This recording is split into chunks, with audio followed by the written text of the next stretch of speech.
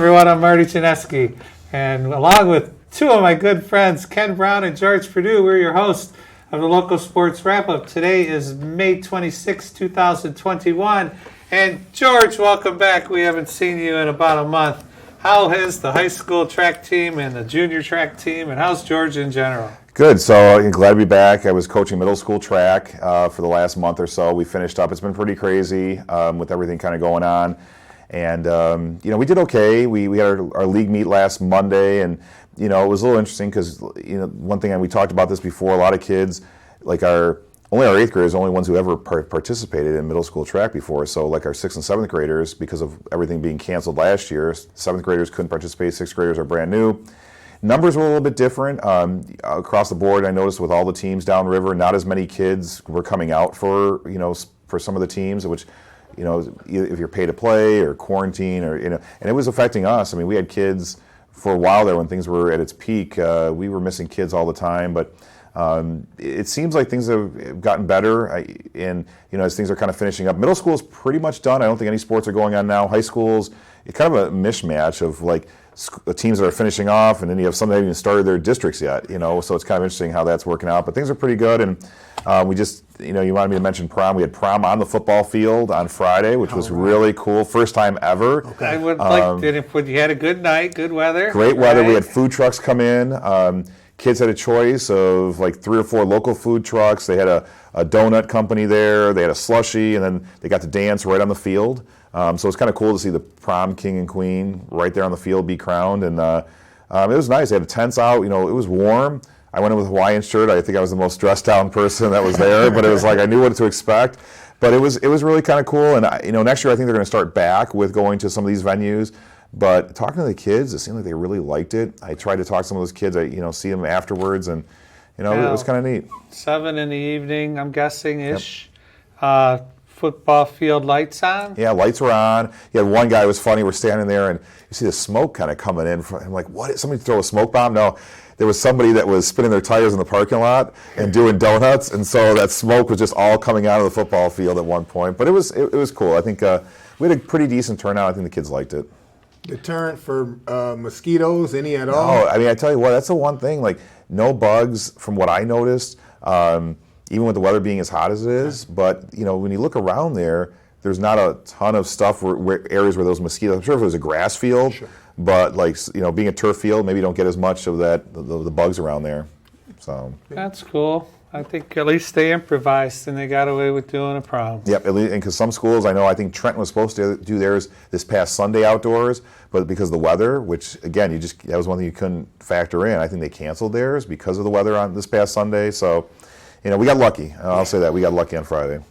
So boys track, you say the boys team, girls team just won a title, league title, first one? Well, we had a couple of those kids qualify. I know we mentioned that. We'll get to that, yeah. So the girls and boys just finished up. Boys were third on yesterday, and the girls finished fourth in the league meet. So, which is probably about as expected. Woodhaven, I believe, took both the boys and the girls. They did the same thing for middle school too. They took the boys and the girls for middle school. What's in the water down there, man? Yeah, what's in the water down there? And it's pretty interesting too because it just they've been dominating for a little while. I know we've talked about that. But pretty good. They're young. I mean, the track teams I know at the high school were fairly young, and that's the one thing with all the teams it seemed like this year, not losing a ton of upperclassmen.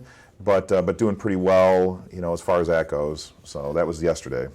All right. Do you think the kids that were most consistent during track practice, were they the ones that you saw get better as the season went on? I think so. We do a pretty good conditioning program, too. So a lot of those kids do a nice job of working out. And they do winter track, which we started that about 10 years ago, and I was still coaching high school track. And I think that helps out with anything. You do something in the off season, you're going to get yourself better. So that's cool.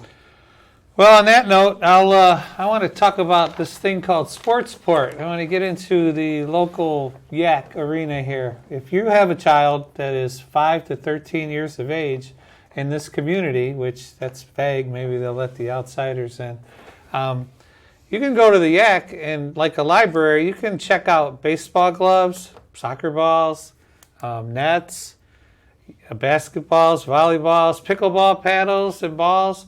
And we've got a quick little 2-minute commercial here, basically, showing you what they have. We'll let it roll. People would come in. She's got forms that they fill out. We'll rent out. I think it's like on a couple week basis. So we got all. Wow. Now this we got through a grant. yes. All right. So the hours are 3 to 5, Monday through Thursday. Monday through Thursday. Okay, I gotta get in this other row. Yeah. So I mean, we have goalies. Like goals. We have gloves. You have cones. You have agility ladders and softballs, baseballs.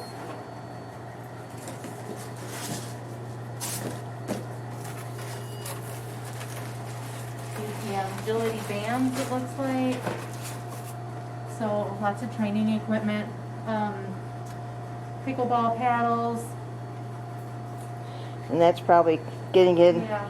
The adults would probably like those. Are those from last year? These bags? Yes. Yeah. Those, if people didn't receive them and they want them, they can take them. We will give those out too.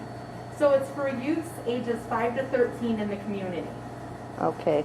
Okay?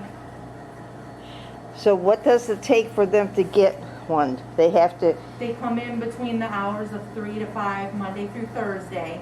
yeah. And they'll come down here to our worker and they'll check it out. So it's only, I don't know if it's a 2-week period. But it's, just come and borrow and then you bring it back. Okay, so we can get this. All right. So that's the sports port over at the Wyandotte Yak. And Thursdays, 3 to 5, you can check the equipment out for up to a couple weeks. And it's a great thing for young kids. We've got a few other things. Their developmental soccer camp for the school, 3rd through 8th grades, will be June 14th, 15th, and 16th in the evening, 6 to 10. It's $10. Teach your kid out of the fundamentals of soccer. We also got youth beach volleyball that's going to start in July. It's $20. Kids are 10 to 14 years old. Mondays and Wednesdays, July 12th through the 4th. 4 weeks. That's a nice little beach volleyball program. It's right there off the Wyandotte Golf Course. Got one. Yeah, and then we also, some of the equipment too that we were just kind of mentioning, some of the giveaway stuff. They got these bags that they're going to be giving out. Looks like some from the YMCA, and we were talking about track earlier, but got a stopwatch and a baton here as well. So, they get some tips too, like good form running and things like that to kind of help people out. And it just seems like with the summer approaching, there's a lot of good opportunities for people here in the city to take advantage of. And I understand they're still giving away the wiffle ball bats and all the stuff they got left over from times before. They're giving away all this stuff until it's gone. So if you would like to play wiffle ball in your backyard, go to the Yak and pick one up. Ken? Yeah, they also got tennis lessons happening too. July 13th through August the 5th. $50 for residents, $55 for non-residents. Juniors are 14 and older, and they even have adult classes. So if you want to get your tennis on, it's at Wyandotte Recreation Department on 3rd Street. So that'll be a good one. Yeah. It's for you. Hello. Oh, geez. I got another food distribution. Fridays. It'll be this Friday, the 28th, and it's 9 to 11, and it's at the Yak. The Yak's having a lot of things going on over there. Just pull your car up and away we go. Yeah, they give you 30 pounds of groceries, a lot of fruits, vegetables, onions, potatoes. Great meals. Great meal starters anyway. All right, so here's a few. New Boston Huron softball. They captured their first ever league championship. They entered Monday's doubleheader with Milan with title implications. A win in either of the two games secured the program's first ever league championship. Anyone? Game 1, 5-3. They get it. So they took away the nervousness of the last game of the year. So they got it in the first game, and then they survived a wild shootout, 11-10 in game 2. So they won both. Looks like first time in how long? It's been a while. I know that. I didn't quite get First that. ever. Yeah, it was the first ever. Oh, first ever. That's Okay, a long time. Yeah, forever. Yeah. Well, good for New Boston. I've spent a lot of days. I worked in that train yard down there forever. Spent a lot of time out there. Groesville Soccer, no surprise there. They clinched the Huron League Championship. George? Yeah, and it looks like, that's one of the things Groesville has been pretty dominant in girls soccer for, a long time. Was it the 8th consecutive title for them? 8th consecutive. And they avenged a loss. They beat New Boston Huron 2-1, and they lost them early in the year. It's always nice, when you see somebody twice, to be able to have that second time is always the one that kind of means a little bit more when that happens. So, and then on the flip side, I think talking about New Boston Huron, the baseball team secured their Huron League title. They had an unbeaten record when they hosted Milan, and they actually are ranked number 2 in the state in Division II as of May 19th. So they should be that's a strange thing we were talking about earlier, is that baseball doesn't even start districts until next week. So where some of these teams have been, league, and now they're already ready for the state championship and a lot of things, baseball and softball don't even start until next week. So that's always been a longer one. I mean, it's kind of a strange one because that one goes past when school gets out. I mean, if you're still competing, you could be going until, the end of June for some of those. So it's kind of interesting how that goes. We had several area track and field athletes qualify for D1 state meet. River Rouge served as host for Division I, Region 5 last Friday, and welcomed in 14 other schools. We will not name them, including 3 from the Downriver area. The track events were held at Rouge on Friday, and the field events were actually held at Wyandotte on Thursday. Interesting. Yeah, and the issue with that was, and because we were hearing parts of that stuff, was that nobody really wanted to host because usually it's in Canton. We've gone to it for years, and Canton's hosted it, and they didn't want to. I don't know if something was going on there, and so we had just hosted a big meet Saturday, but they were like, "Oh, since you already have all the stuff ready, Rouge didn't have the facilities to host the field event, so we actually hosted them like at noon on Thursday." It was like I went out there, it was like 90 degrees, kids are throwing, it was just like Thursday. Super hot, and then Friday the kids had to go to Rouge for which I'd never been to. I mean, the fields is nice. I mean, they have their football field's turf, and their track is newer. But now you're talking about 14 schools, and it's and the being precise on things too is a little bit more than just if it's a dual meet with that many schools there. So, but we did have a couple kids come out of Roosevelt. So. Yeah, on the boys' side, Roosevelt finished 7th as a team. Rouge was next. They had 39 points. Roosevelt had 46. They were in 8th. And then Allen Park was 10th, and Lincoln Park was 13th. The D1 Region 5 boys champion was Northville. Yeah, and Northville put up 164 points, and it says Wyandotte put up 46. It looks like they were scoring early and often in that one, huh? You know about that scoring system, George. There were a total of 7 local state qualifiers on the boys' side, including 5 individuals and 2 relay teams. To qualify for the state meet, the competitors must finish in the top 2 in an event or beat the additional qualifying time and distance. The D1 state meet is set for Saturday, June 5th at East Kentwood High School, which is in Grand Rapids. The host Panthers and Wyandotte Roosevelt each had a state qualifier in 3 different events. Rouge won the 4x100 relay with Zian Cooper, Jalen Holly, Devon Jackson, and Jaquan Jarrett. The group finished with a time of 44.4 seconds. Wow. That's pretty quick each guy gets a quarter. Is that how that works there, George? Yeah, so each guy gets 100 meters. And so it's 400 meters, really. Yeah, and they changed it, so it's kind of like, it used to be the exchange zone was pretty small, and last year they actually made the exchange zone bigger. So if you have a kid who's pretty fast, he could actually run about another 20 meters more than before he gets it. So if you got a kid who's really fast, that's where you get an advantage on that. And I didn't realize until I went back into coaching track this year how much the exchange zone used to only be, it was pretty small, so it never gave an advantage. Now they almost doubled it.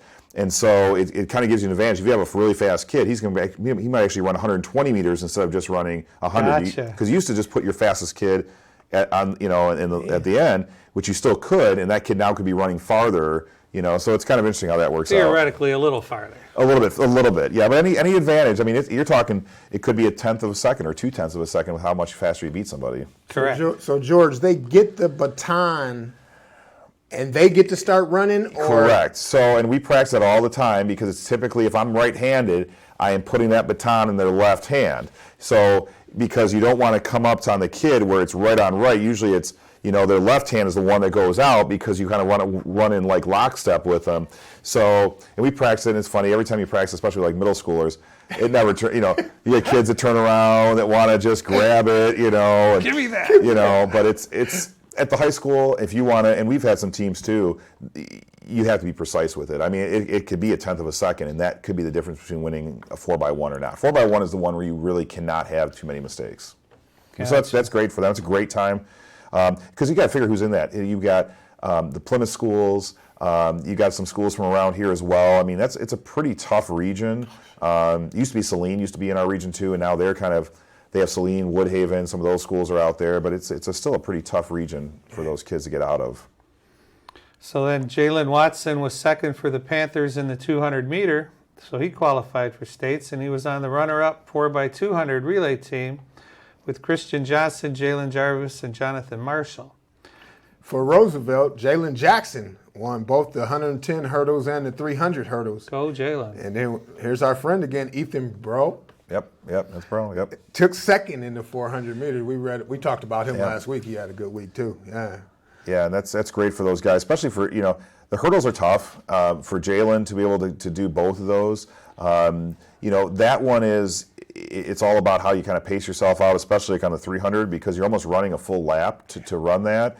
But for him to do that, and for Ethan, it's a nice accomplishment for those kids, and they'll see some great competition. I mean, you're talking the best of the best, and we've sent kids. I mean, I was part of the coaching staff when we had Keon Evans win the state title in the hurdles back, was it 2017? So about 4 years ago. Okay. And you are, and you'd be surprised. It'll bring out the best of those kids whenever you go to the state meet. So he won the 110 or the 330? 110 and the 300, yeah. He won both? He won both of those. So he'll be in both of those, and he won those going away. So he'll probably be in because they'll run multiple heats at the state meet. He'll probably be in the fastest heat, depending on what his time was at this, is where he'll kind of fit in. But because I don't think they run pre-qualifying heats of this at the state meet. I don't think. They could, but it's been a little bit for me to remember if they actually do that or not. So. Now, last week we had a question where is it based on time?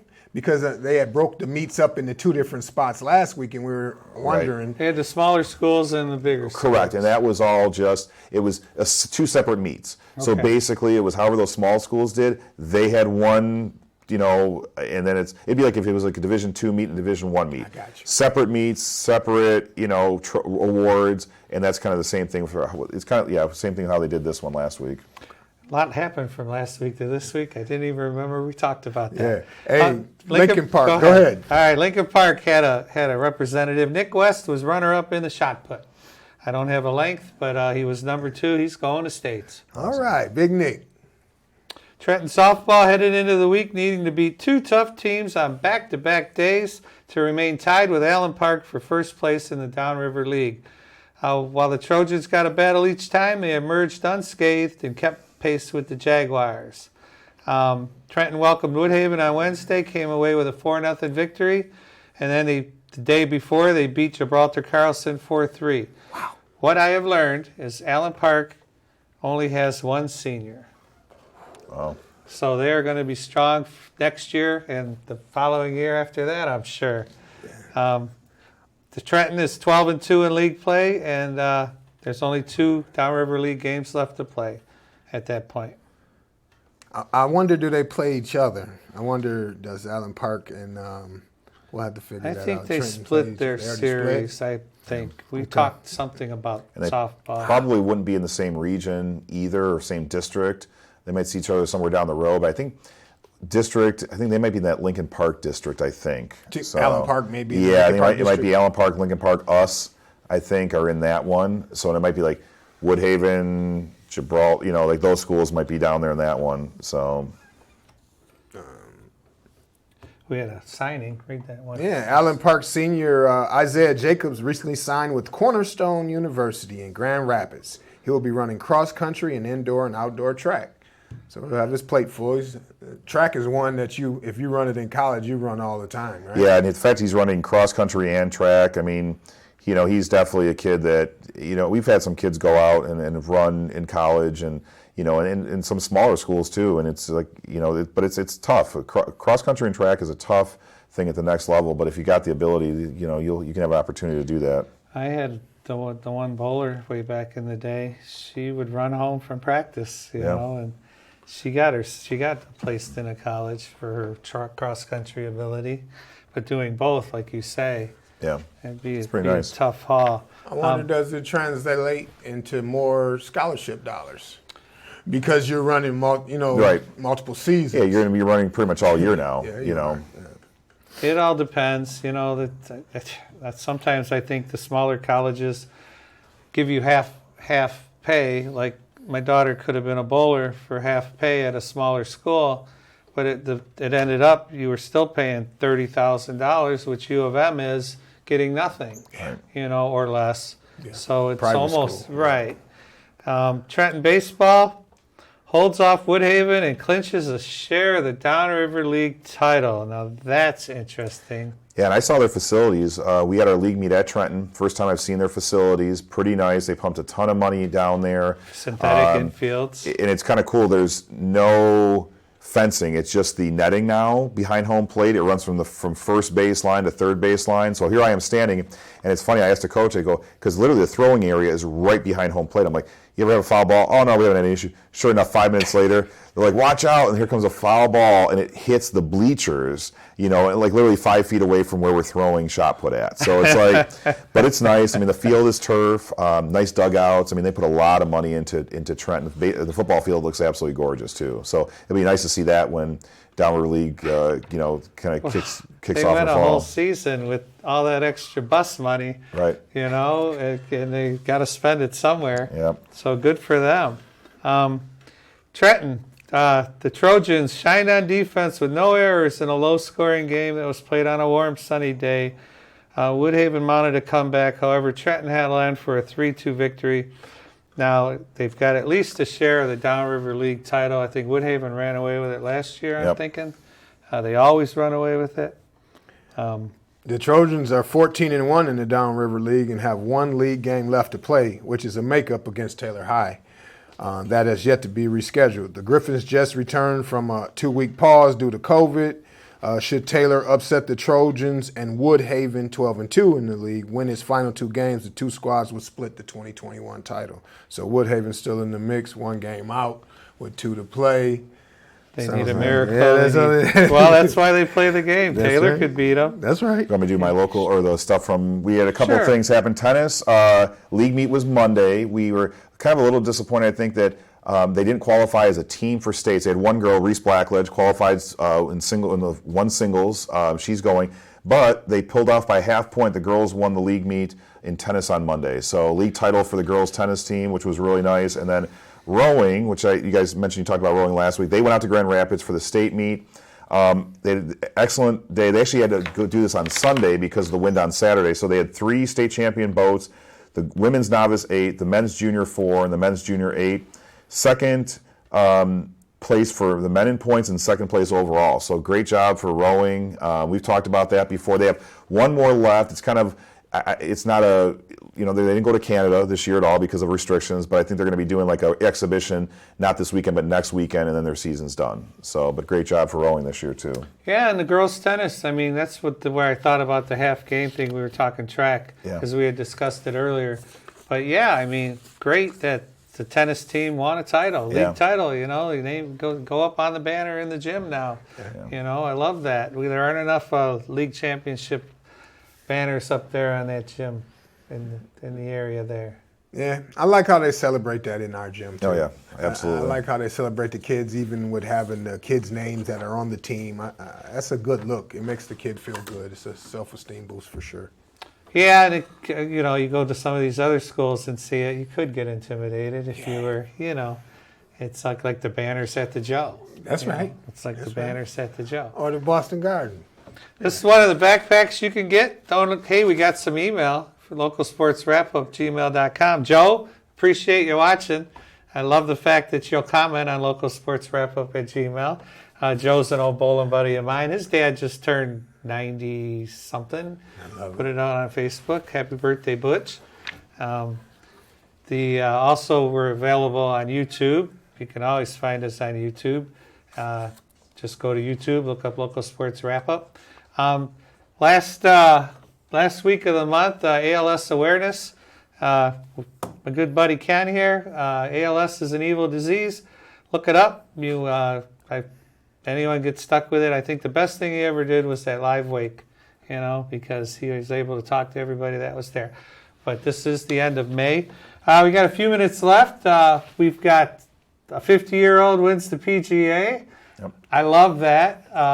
None of us had him. Not that we would gamble on anything or any of that, but it's Mickelson held tough. He held tough against the young guns, and he won himself a PGA.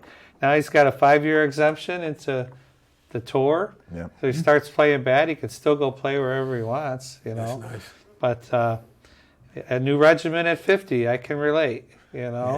I've lost. I turned 50. I was really into bowling. I started bowling all the senior events. I did well. But then 5 years into that, I was like, I don't really want to work that hard anymore. You got to work it. Right. The older you get, kids, the harder it gets. Yeah, I think 50 is the new 30. The closer that I get to 50, I just start thinking how young that is. There you go. There you go. The closer you get to it, you're like, oh man, I'm not there yet. You're only halfway to 100. That's the way you got to look at it. Still going. I'm telling you, I like the fact, you can. I still bowl. In my 30s, I was tough.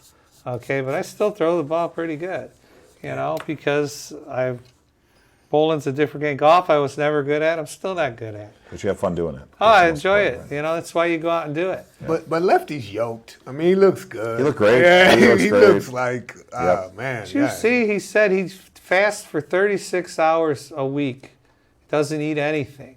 Yeah. Because they used to call him lumpy, not lefty. Yeah, for sure. He was a bigger fella. Yeah, I think Yeah. he took his working out serious, and as golf has changed and the equipment has gotten better, his skill set is still translated to dynamite golf. Obviously, he wins the PGA.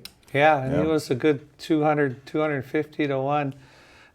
Okay, as we wrap up, next week we'll have another show. We'll talk about more good stuff. I want to, George, welcome you back because it's good you can fill us in on the school stuff. We have a lot of questions when you're not here sometimes. That's fine. And we kind of wing it. It is what it is. Ken, always a good time. With me, Marty Chinesky, I will see you next week on Local Sports Wrap Up. Hi, Mom. Happy anniversary to my wife, and we'll see you in a week.